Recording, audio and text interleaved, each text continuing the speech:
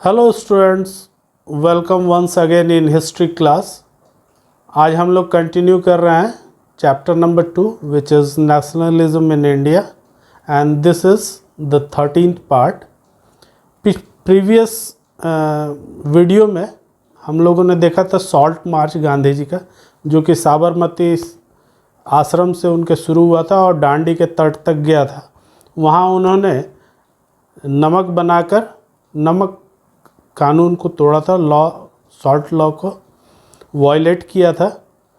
उसके बाद वो कोस्टल एरियाज़ में और आगे तक गए और उनको अंततः अरेस्ट कर लिया गया 5 अप्रैल 1930 को।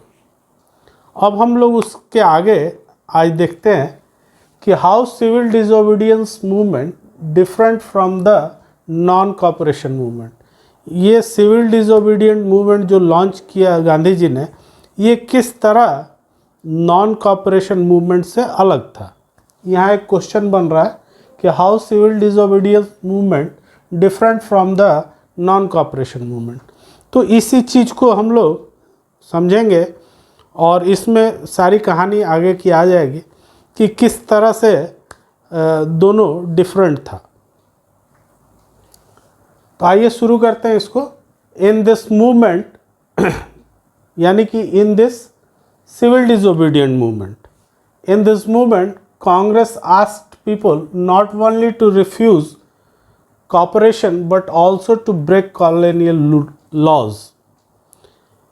इस जो मूवमेंट ये चला सिविल डिसोबीडियंट मूवमेंट, उसमें गांधी जी ने कहा कि सिर्फ, या कांग्रेसमैन जो लोग थे वो लोगों ने कहा कि जिस तरह से आपने नॉन कॉपरेशन मूवमेंट में कॉपरेशन को बंद किया था, तो इसमें कॉपरेशन तो बंद करना ही करना है, साथ में जो लॉज हैं ब्रिटिश गवर्नमेंट के उनका भी वायलेशन करना है।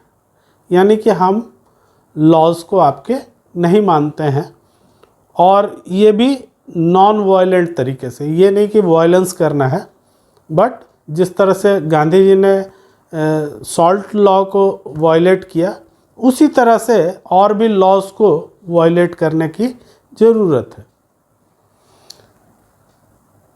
1000 in different parts of country broke salt law.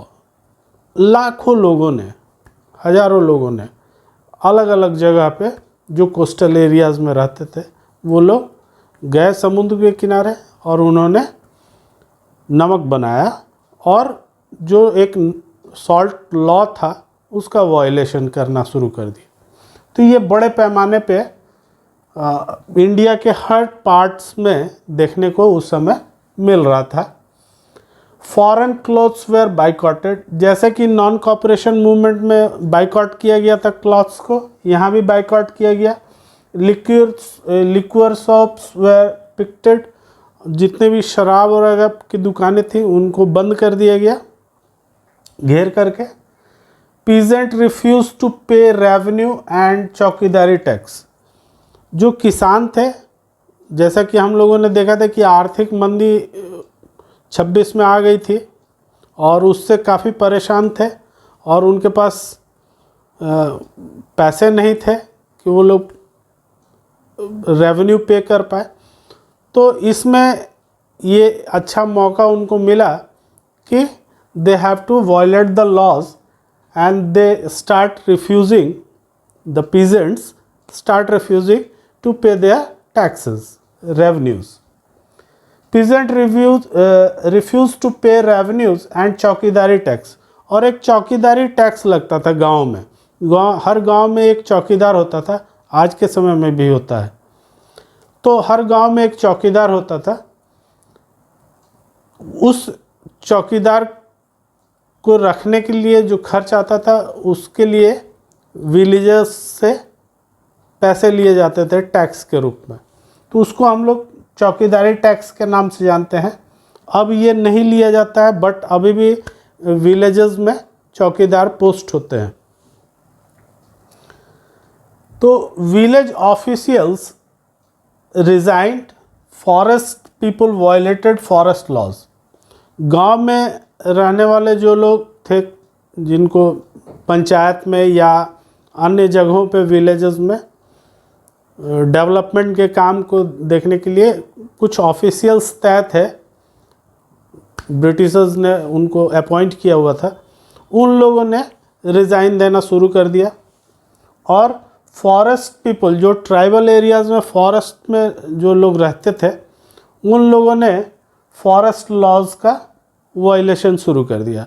उन्होंने कहा कि अब हम फॉरेस्ट लॉ को नहीं मानेंगे, और आपने कैटल्स लेके गेज कराने के लिए ले जाने लगे इन फॉरेस्ट। वहाँ से फ्यूल वुड्स ले आते थे, फ्रूट्स ले आते थे, यानी कि अब उन्होंने फॉरेस्ट लॉ को मानने से इनकार कर दिया। वरिड बाय द डेवलपमेंट, इस जो चारों तरफ ये डेवलपमेंट हो रहा था, इसको देखकर ब्रिटिश गवर्नमेंट घबरा गई कि ये तो लग रहा है कि जैसे एक आंधी चली हो चारों तरफ से, और उसको कुछ समझ में ही नहीं आ रहा था, एक साथ चारों तरफ से ये सारी घटनाएं होने लगी। तो worried by the development, the colonial government began arresting the Congress leaders one by one. उन्होंने पहले कहा, क्या किया कि कांग्रेस के जो बड़े लीडर्स थे उनको एक के बाद एक अरेस्ट करना शुरू कर दिया। ये अरेस्ट क्यों कर रहे थे लीडर्स को? क्योंकि लीडर ही इसको लीड कर रहे थे, नॉन कॉपरेशन मूवमेंट का। तो उनका ये मानना था कि अगर लीडर्स को अरेस्ट कर लिया जाएगा तो ये जो मूवमेंट है ये अपने आप धीरे धीरे दब जाएगा और लोग धीरे धीरे शांत हो जाएंगे। लेकिन इसके विपरीत प्रतिक्रिया हुई। जैसे ही बड़े लीडर्स को अरेस्ट किया गया, this lead to the violent clashes in many parts of the country. और जैसे ही उनको अरेस्ट किया गया, वो पूरी जनता जो है वो वायलेंट रूप लेने लगी और जगह जगह वायलेंस देखने को मिलने लगा।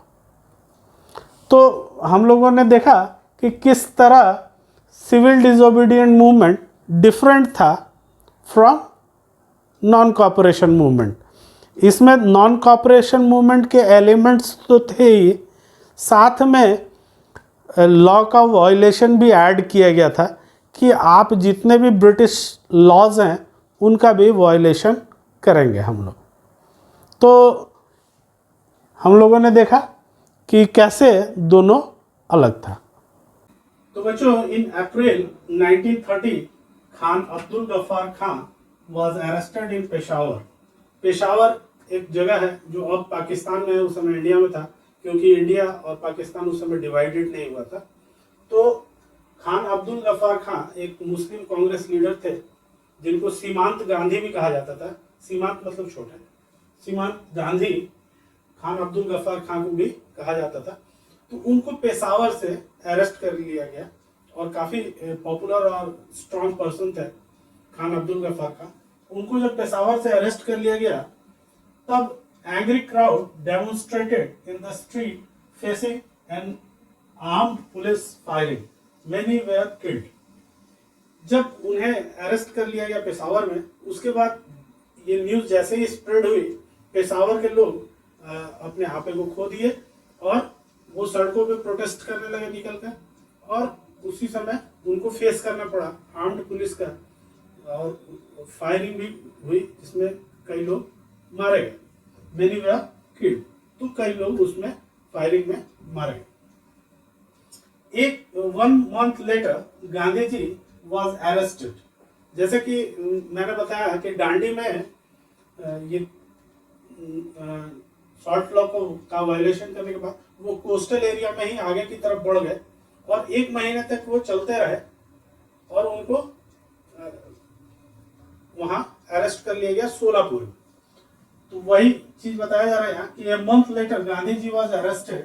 Industrial workers in Solapur attacked police station, municipal buildings, law courts and railway stations. जब वो सोलापुर के कोस्टल एरिया में नमक का जो लॉ था उसको वायलेशन कर रहे थे, उस समय पुलिस जा करके उनको अरेस्ट कर लेती है। और सोलापुर के जो लोग थे, जब उनको ये न्यूज़ मिलता है कि गांधी जी इज अरेस्टेड, तो वो लोग वायलेंट रूप ले लेते हैं। पब्लिक जो है वो अपने आपे को खो देती है और वायलेंट हो जाती है।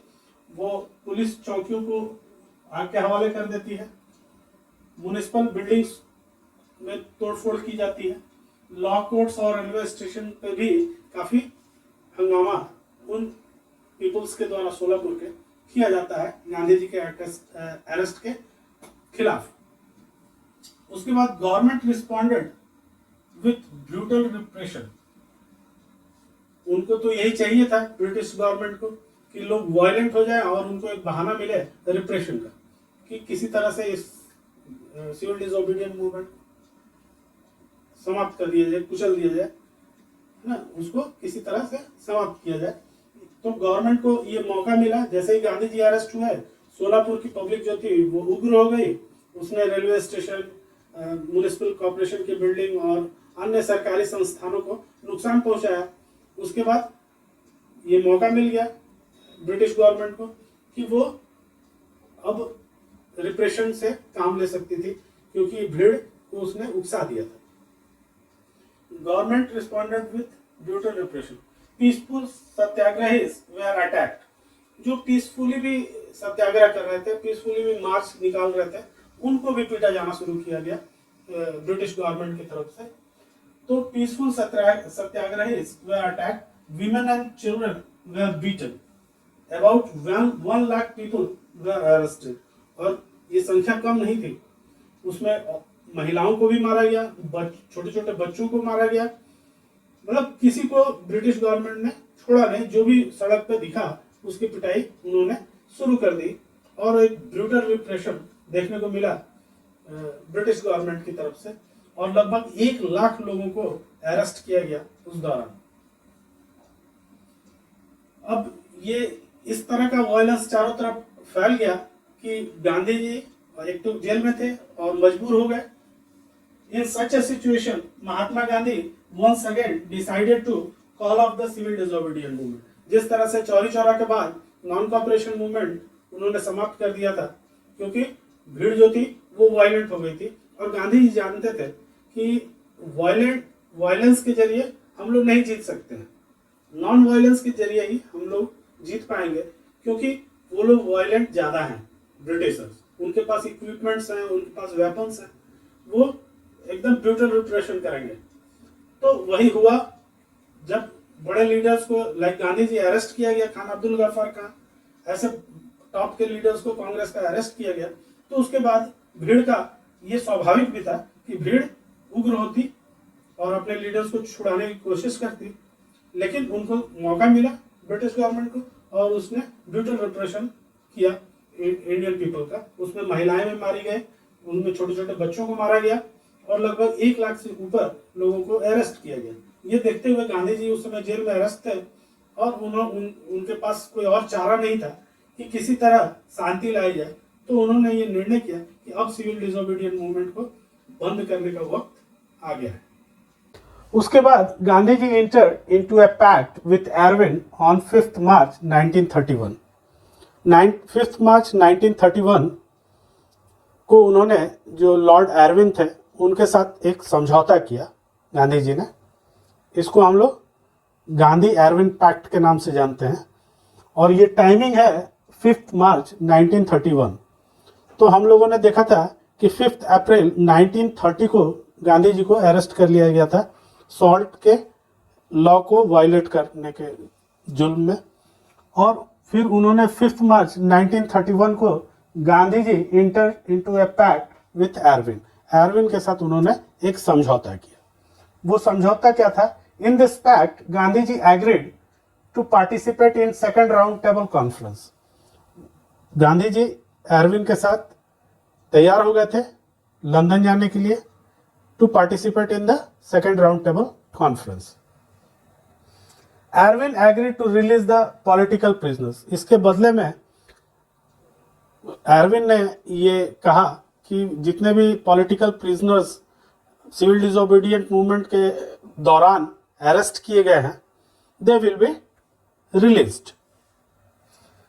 Gandhi ji went to London for conference but the negotiation broke down and he return disappointed.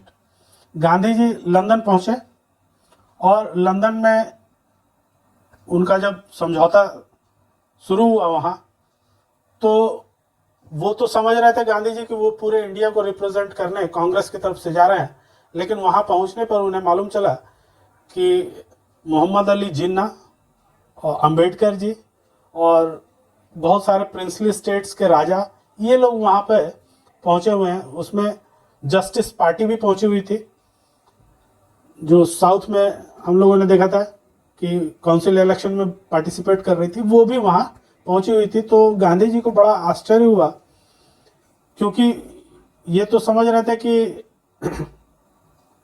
वही आए हुए हैं सेकेंड राउंड टेबल कॉन्फ्रेंस में, लेकिन उन्होंने देखा कि बहुत ज़्यादा प्रिपरेशन पहले से ब्रिटिश गवर्नमेंट की हुई थी गांधी जी के स्वागत में, और मोहम्मद अली जिन्ना और अंबेडकर जी ये लोग अलग इलेक्टोरल की मांग कर रहे थे अपने अपने लिए। वो बैकवर्ड्स के लिए कर मांग रहे थे और ये मुस्लिम्स के लिए मांग रहे थे। ये देखते हुए गांधी जी ने कहा कि अब इस कॉन्फ्रेंस में मेरा बैठना उचित नहीं है, और वो इस कॉन्फ्रेंस को बीच में छोड़कर भारत वापस चले आए। Gandhi ji went back to London for the conference but the negotiation break down and he return disappointed. वो निराश होकर आए। उन्होंने तो ये निश्चय किया था कि इस बार बात कुछ बनेगी, बट वहाँ कुछ भी हाथ उनके नहीं लगा। Mahatma Gandhi relaunch the civil disobedient movement. जब यहाँ वो पहुँचे तब उनको ये मालूम चला कि उनके साथ तो एरविन ने भी धोखा कर दिया है। जितने भी उसने कहा था, Irwin agreed to release the political prisoners. उस एरविन ने ये वादा किया था गांधी जी से कि अगर आप सेकंड राउंड टेबल कॉन्फ्रेंस में पार्टिसिपेट करने जाते हैं तो यहाँ जितने भी पॉलिटिकल प्रिजनर्स को अरेस्ट किया गया है सिविल डिसोबीडिएंट मूवमेंट के दौरान, उनको रिलीज कर दिया जाएगा। उसमें जवाहरलाल नेहरू और बड़े बड़े जो खान अब्दुल गफ्फार खां, बहुत बड़े बड़े कांग्रेस के लीडर उस समय अरेस्ट थे। तो गांधी जी गए, लेकिन एरविन ने किसी को भी छोड़ा नहीं था। तो गांधी जी काफ़ी अंदर से गुस्से में थे, और उन्होंने यहाँ पहुँचते के साथ Mahatma Gandhi relaunched the civil disobedient movement, but by 1934 the movement lost its momentum। तो वो यहाँ आए, और आने के साथ ही जब उन्होंने देखा कि जो प्रिजनर्स थे उनको रिलीज नहीं किया गया है, और तब तक एरविन भी चले गए थे, उनके जगह पर दूसरा वायसराय भी आ गया था। तो ये सारी घटनाएं गांधी जी के जाने और आने के बीच में हो चुकी थी, और एरविन चले गए थे और उनकी जगह पर दूसरा वायसराय आ चुका था। तो गांधी जी ने गुस्से में आकर के इस बात का ऐलान किया कि सिविल डिसोबीडिएंट मूवमेंट को फिर से लॉन्च किया जाता है और लोग इसमें पार्टिसिपेट करें। लेकिन एक गलती यहाँ पर गांधी जी से भी हुई कि उन्होंने जब एरविन के साथ पैक्ट किया तो वो 11 शर्तें जो थी, जिसमें लोगों की शर्तें जुड़ी हुई थी और जिसके कारण लोग इस मूवमेंट से जुड़े हुए थे, वो भी समाप्त हो गया। वो 11 डिमांड्स भी गांधी जी के इस पैक्ट के साथ ही समाप्त हो गया। तो लोगों को लगा कि गांधी जी ने तो बिना हमसे कुछ पूछे और ये समझौता कर लिया, अब हम लोग को पार्टिसिपेट करने का कोई रेलेवेंस नहीं बचा है। तो उन्होंने इस मूवमेंट में उतना खुल करके सेकंड जब गांधी जी ने रीलॉन्च किया इसको, उस समय पार्टिसिपेट नहीं किया। तो इसीलिए ये मूवमेंट, ये क्वेश्चन कभी कभी हायर क्लासेस में आता है, मैं केवल समझाने के लिए आपको बता दे रहा हूँ कि मोमेंटम कैसे खो दिया। सेकेंड टाइम जब उसको लॉन्च किया गया सिविल डिसोबीडिएंट मूवमेंट को, तो वो क्यों नहीं चला, इसके कारणों में इन बातों को का जिक्र आता है। तो मैं आप लोग को जस्ट समझाने की, ये आपके कोर्स में नहीं है, आपके हिस्ट्री के बुक में इसका उल्लेख नहीं है, लेकिन मैं अपने तरफ से कुछ बातों को यहाँ ऐड कर रहा हूँ।